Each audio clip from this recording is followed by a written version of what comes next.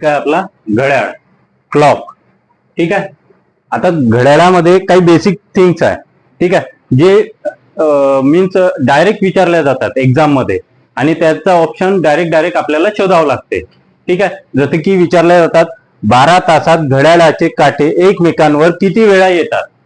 ठीक आहे, तर इथे ऑप्शन आन्सर राहील 11 वेळा. 12 तासात किती वेळा एकमेकांवर येतात म्हणजे हे आपली घड्याळ आहे.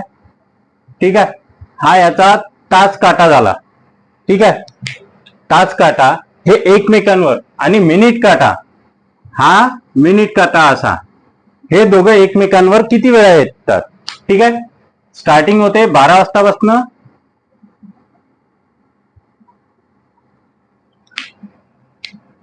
हा तास काटा, हा मिनिट काटा.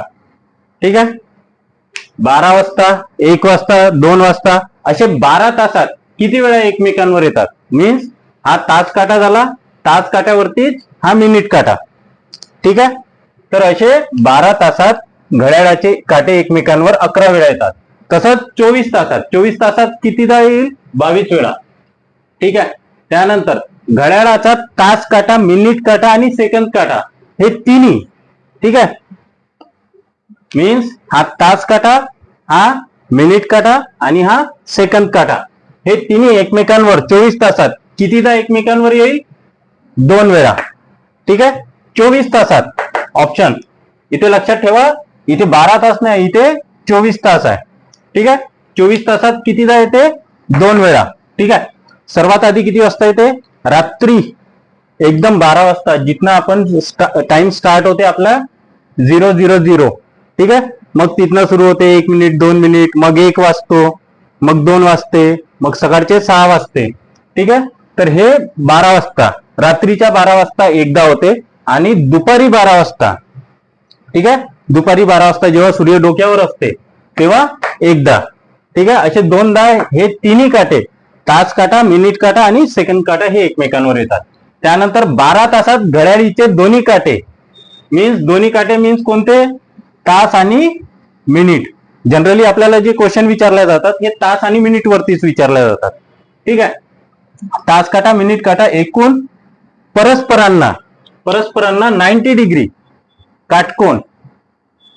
ठीक आहे, म्हणजे हा झाला आपला तास काटा आणि हा मिनिट काटा, हा मिनिट काटा हे इथे 90 डिग्रीचा अँगल तयार करतो, 90 डिग्री. ठीक आहे, तसंच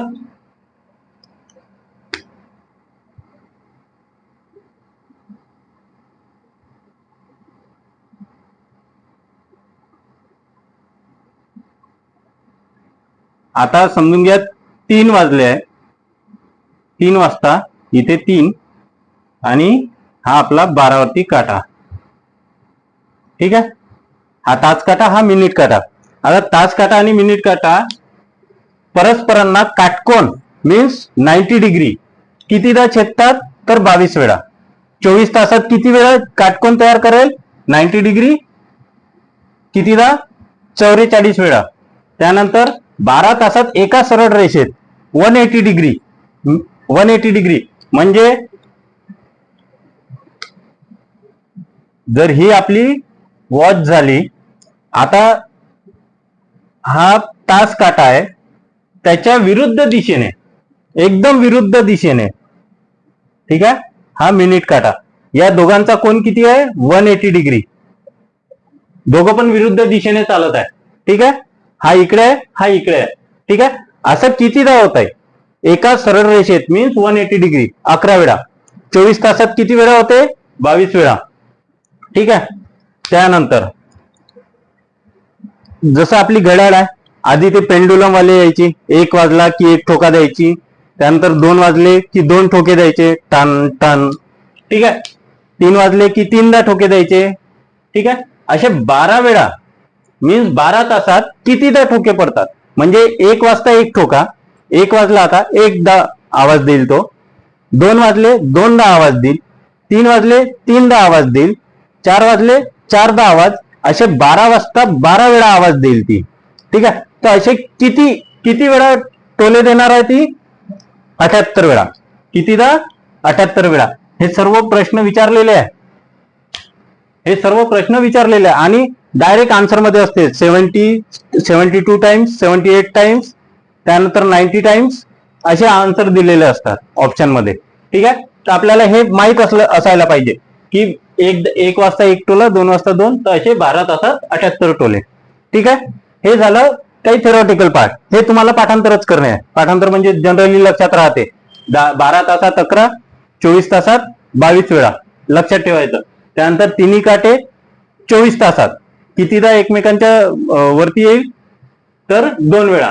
ठीक आहे. त्यानंतर इथे 180 डिग्री आणि 90 डिग्री हे सर्व 12 तासात 22 वेळा येतात, 90 डिग्री करतात आणि 24 तासात 44 वेळा. ठीक आहे. त्यानंतर ठीक आहे.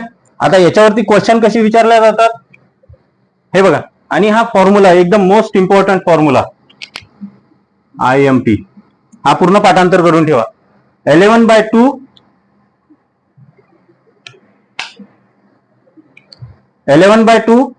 m. m means minute minus 30h. h means hour equals to theta. theta means cone, angle. या दोघांमधला कोन किती असते? असा कोन. हा मिनिट काटा, तास काटा यांच्यामधला अँगल किती राहणार आहे? ठीक आहे. m means minute, h means तास आणि theta means कोन. हे आपल्याला फाइंड आउट करायचं आहे. हा फॉर्म्युला लक्षात ठेवा.